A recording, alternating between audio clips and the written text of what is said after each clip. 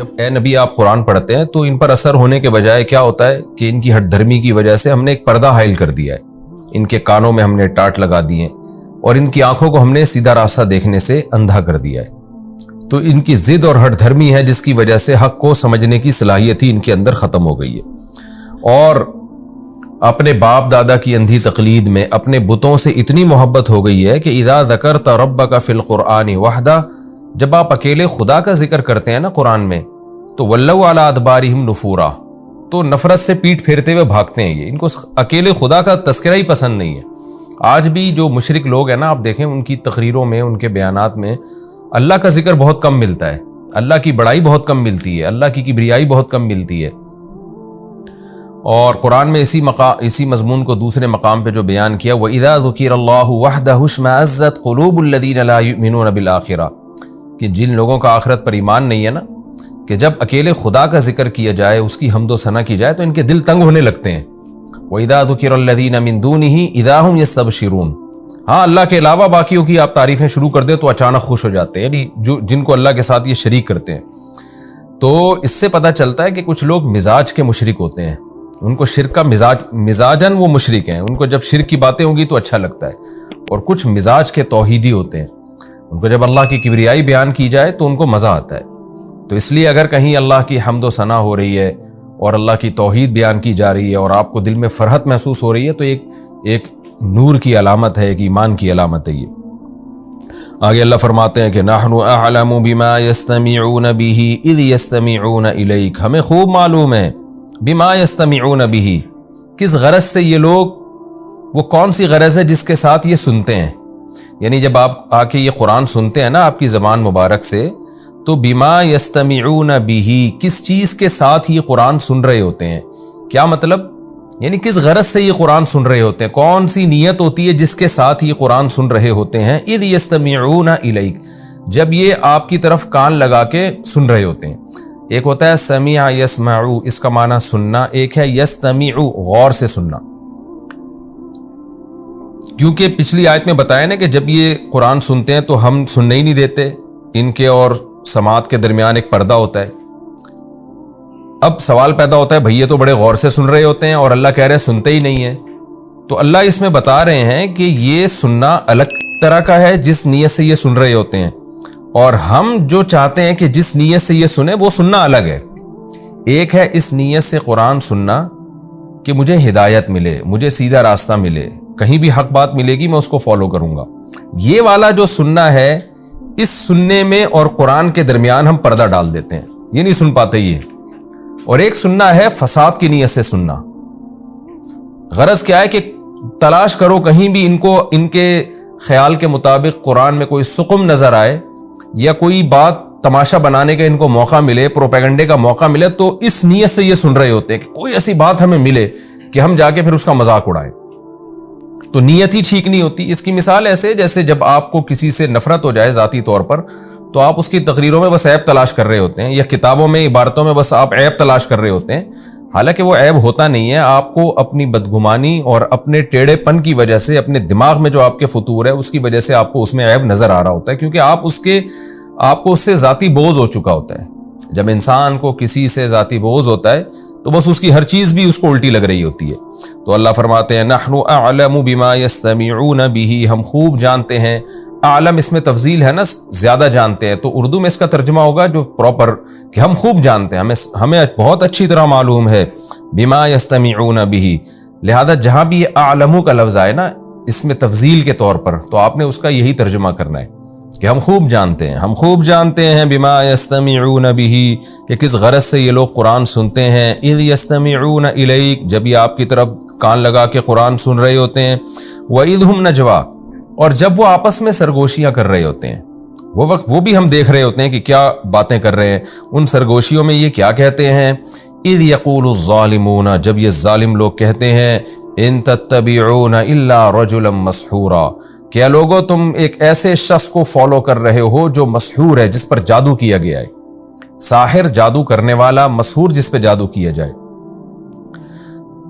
انظر اے محمد صلی اللہ علیہ وسلم، انظر دیکھ، کیف ضربوا لک الامثال، تیرے لیے کیسی مثالیں بیان کر رہے ہیں، یعنی وہ شخص بنا دیا جس پہ جادو ہوا ہے، مکہ میں نبی صلی اللہ علیہ وسلم جو لوگوں کو کہہ رہے ہیں کہ تیرے رب نے فیصلہ کیا اللہ کی عبادت ہو، ماں باپ کے ساتھ حسن سلوک ہو، ان کے سامنے شفقت اور رحمت سے اپنے بازوؤں کو جھکانا ہے، رشتہ داروں کو ان کا حق دینا ہے، ناپ تول میں کمی نہیں کرنی، اپنے بچوں کو غربت کے خوف سے قتل نہیں کرنا، اور اللہ پہ اعتماد اور توکل کرنا ہے، یتیم کے مال کے قریب نہیں جانا ہے، شرک نہیں کرنا ہے، ایسی چیز کے پیچھے نہیں پڑنا ہے جس کی تمہیں نالج نہ ہو. تو یہ ساری باتیں ایک ایسا شخص کر رہا ہے جس پر جادوگروں نے جادو کر دیا ہے. تو کیا عجیب بات کر رہے ہیں، کتنے پاکیزہ مضامین ہیں اس قرآن کے، جس پر جادو ہو جائے اس سے تو بولا نہیں جا رہا ہوتا. تو قرآن کہتا ہے انظر اے محمد صلی اللہ علیہ وسلم، دیکھیے کیف ضربوا لک الامثال، آپ کے لیے کیسے مثالیں بیان کر رہی ہیں. فضلوا، پس یہ گمراہ ہو گئے. فلا یستطیعون سبیلا، اب یہ سیدھے راستے کی ان میں استطاعت ہی نہیں ہے. الٹی باتیں اور الٹا سوچ کے نا ان میں ہدایت کی صلاحیت ہی ختم ہو گئی ہے. وقالو، اور پھر دوسرا اعتراض کیا کرتے ہیں، کیونکہ نبی صلی اللہ علیہ وسلم جتنی بھی باتیں کر رہے تھے نا کہ آخرت کی کوشش کرو، اللہ کو راضی کرو، ایک خدا ہے، ماں باپ کی اطاعت ہے، رشتہ داری جوڑنا ہے، اور یہ سارے احکام، تو بھائی کیوں ان احکام کو فالو کرو؟ اس لیے کہ قیامت کے دن اس کے بارے میں سوال ہوگا.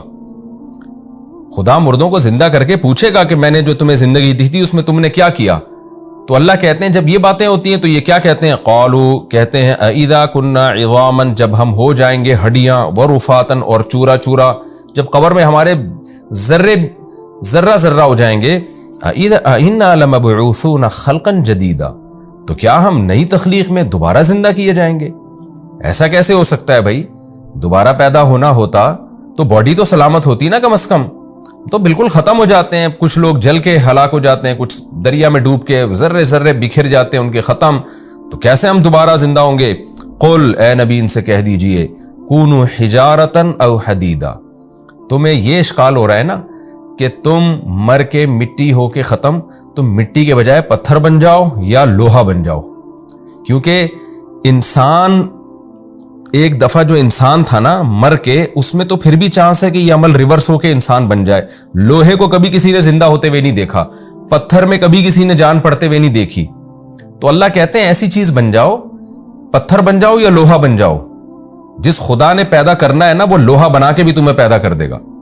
انسان کے اختیار میں نہیں ہے کہ وہ پتھر یا لوہا بن جائے. یہ ایک مثال ہے، سمجھایا جا رہا ہے کہ جس خدا کی طرف تم یہ نسبت کر کے کہہ رہے ہو کہ وہ کیسے زندہ کرے گا، تو وہ خدا تمہیں لوہا بنا کے بھی زندہ کر سکتا ہے، وہ پتھر میں بھی جان ڈال سکتا ہے. تو تم ٹرائی کر کے دیکھو کہ تم پتھر بنو یا لوہا بنو. او خلقا مما یکبر فی صدورکم، یا ایسی مخلوق بن جاؤ جو تمہارے دلوں میں اس سے بھی بڑی کوئی چیز ہو، یعنی جس کا پیدا کرنا اور زیادہ ناممکن ہو.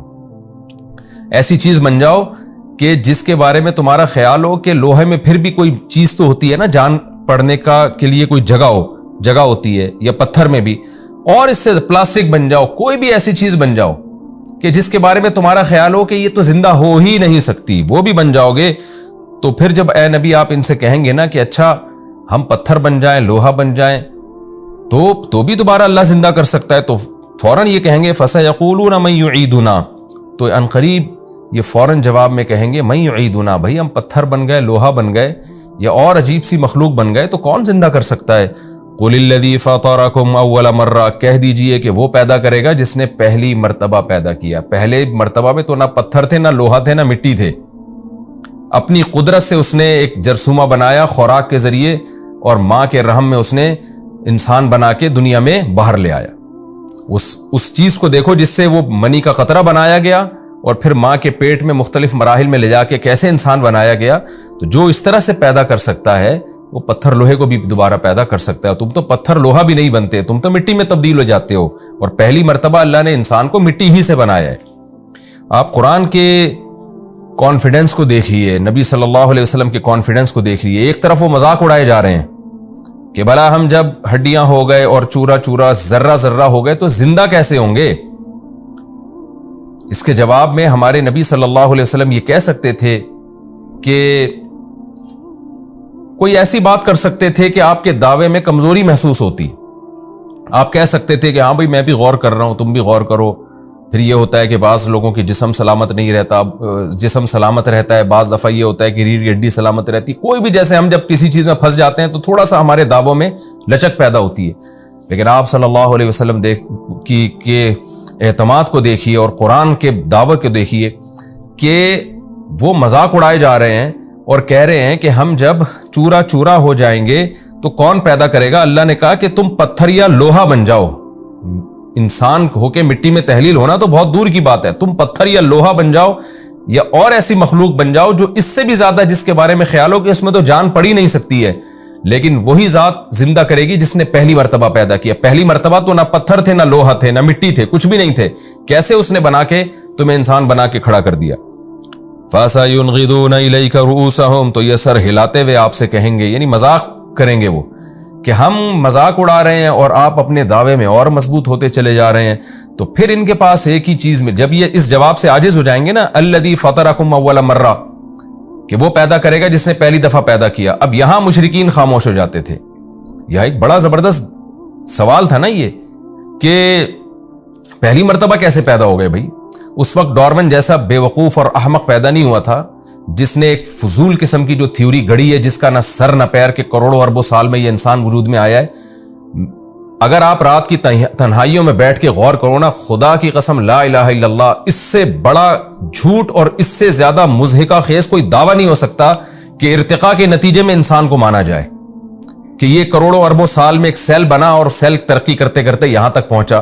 اتنا بڑا جھوٹ اور اتنی مضحکہ خیز بات ہے نا. لیکن خدا جب انسانوں کی عقلوں پہ پردہ ڈال دیتا ہے نا ان کے گناہوں اور خدا سے نفرت کی وجہ سے، کیونکہ جب آپ کو خدا سے نفرت ہوگی نا تو پھر نفرت کے نتیجے میں آپ نے گڑھنا ہے. خدا کو تو آپ نے ماننا نہیں ہے، تو کچھ نہ کچھ فلسفہ آپ نے گڑھنا ہے. تو یہ وہ لوگ ہیں جن کے بارے میں قرآن کہتا ہے کہ ختم اللہ علی قلوبہم وسمعہم، ان کے دلوں پہ اور سماعت پہ میں نے مہر لگا دی. ایک روبوٹ وجود میں نہیں آ سکتا، ایک بے جان تصویر خود بخود وجود میں نہیں آ سکتی. یہ ایک جاندار تصویر کیسے وجود میں آ گئی کروڑوں اربوں سال میں؟ پھر نر الگ، مادہ الگ، اور پھر ماں سے بچہ پیدا ہو رہا ہے. بہت ارتقاء میں ہم اگر کوئی چیز فرض کر لیں تو کرتے کرتے ایک چیز وجود میں آ جائے نا. یہ ایک چیز کیسی ہے کہ نر مادہ کا ملاپ ہو رہا ہے اور 9 مہینے کے اندر بچہ بن کے پیدا ہو رہا ہے اور پیدا ہوتے ہی ماں کی چھاتیوں میں دودھ پیدا ہو رہا ہے. تو مشرکین مکہ میں بھی اتنی عقل تھی کہ انہوں نے ڈارون کی طرح سے کوئی نظریہ گڑا نہیں، یہاں کے وہ پھنس جاتے تھے. جب قرآن کہتا ہے الذی فطرکم اول مرہ، جس نے پہلی دفعہ پیدا کیا. ماں باپ خوراک کھاتے ہیں، اسی خوراک سے اسپم بنتے ہیں، اسی اسپم سے نر اور مادہ جرثومے بنتے ہیں، پھر وہ ماں کے پیٹ میں جاتے ہیں اور کیسے بچہ پیدا ہو کے آنکھ ناک کان سب چیزیں بنا کے دنیا میں آتا ہے اور بہترین دماغ لے کے آتا ہے. میں ایک مسلمان، اب تو مسلمان ڈاکٹروں نے بھی وہی ان کی اندھی تقلید میں وہی باتیں شروع کر دی ہیں. ایک ڈاکٹر کی میں کلپ دیکھ رہا تھا، وہ کہہ رہا تھا کہ ہمارا دماغ ان چیزوں سے بنا ہے اور اربوں خربوں سال میں یہ دماغ وجود میں آیا ہے ارتقاء کرتے کرتے. تو ان کے دماغ نے اب تک اتنا بھی ارتقاء نہیں کیا کہ وہ یہ اپنے دماغ کے بارے میں فیصلہ کر سکیں کہ یہ خربوں سال میں بھی آٹومیٹیکلی ارتقاء کے نتیجے میں نہیں ہو سکتا. خربوں کیا، خربوں کو خربوں سے آپ ضرب دے دیں تو بھی نہیں ہو سکتا. بس خدا سے نفرت ہے، اس کا کسی طریقے سے انکار کرنا ہے. تو مشرکین مکہ چونکہ یہاں کے وہ پھنس جاتے تھے کہ بھئی پہلی دفعہ کیسے پیدا ہوتا ہے.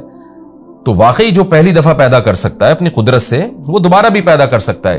تو یہاں آ کے پھر وہ سوال گھماتے تھے اور کہتے تھے فَسَيُنْغِضُونَ إِلَيْكَ رُؤُوسَهُمْ، سر ہلاتے ہوئے آپ کی طرف آئیں گے اور کہیں گے متى ہوا، اچھا اگر یہ ہوگا تو کب ہوگا.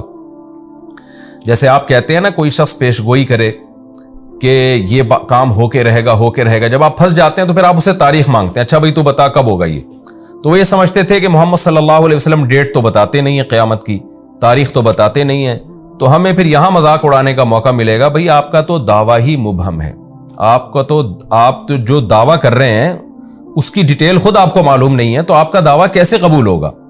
تو یہ ایک ان کو موقع ملتا تھا مذاق اڑانے کا. تو فَسَيُنْغِضُونَ إِلَيْكَ رُؤُوسَهُمْ وَيَقُولُونَ مَتَى هُوَ، مذاق اڑاتے ہوئے کہیں گے یہ کب ہے. قُلْ عَسَىٰ أَن يَكُونَ قَرِيبًا، آپ کہہ دیجئے امید ہے کہ وہ قریب ہو. کیونکہ جتنا عرصہ اس کائنات کو بنے ہوئے اور آدم علیہ السلام کو آئے ہوئے ہو گیا نا، اس ٹائم کو آپ اگر کیلکولیٹ کریں اور رسول اللہ صلی اللہ علیہ وسلم جب بھیجے گئے اور اس وقت سے لے کے قیامت تک کا ٹائم کیلکولیٹ کریں تو وہ بہت تھوڑا ہے. نبی صلی اللہ علیہ وسلم نے فرمایا بعثت انا والساعۃ کہاتین، مجھے اس طرح اپنے انگلی سے اشارہ کیا کہ مجھے اور قیامت کو اس طرح ساتھ ساتھ بھیجا گیا ہے. پہلے تو لوگوں کی عمر 1,000 سال ہوتی تھی، تو اس کے لحاظ سے یہ 1400 سال کچھ بھی نہیں ہے.